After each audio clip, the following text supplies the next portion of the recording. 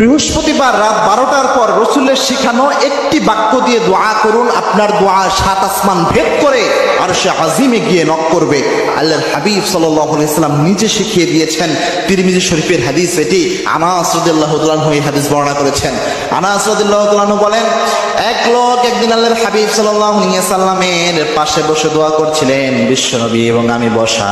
আল্লাহর হাবিব সাল্লাল্লাহু আলাইহি সাল্লাম বলেন, আনাস, এই লোক দেখো দোয়া করছে। দোয়ার মধ্যে সেই লোক বলছিল, আল্লাহ আমাকে এটা দেন, আমার এই প্রয়োজন পূরণ করেন, আমাকে এই নিয়ামত দান করেন। এইভাবে ওই লোক দোয়া করছিল। আল্লাহর হাবিব সাল্লাল্লাহু আলাইহি সাল্লাম বলেন, আনাস, এই লোক যে দোয়া করছে, আল্লাহ রাব্বুল আলামিন এই দোয়া কখনো খালি হাতে ফেরত দেবে না, কারণ এই ব্যক্তি দোয়া করার সময় এই একটি বাক্যের দোয়া এই ব্যক্তি করেছে। 3টি শব্দ দিয়ে একটি বাক্যের দোয়া করেছে। সে শব্দটা হচ্ছে ইয়া হাইয়ুন ইয়া কাইয়ুম ইয়া জাল জালালি ওয়াল ইকরাম। এই একটি বাক্য করে সেই ব্যক্তি দোয়া করেছিল।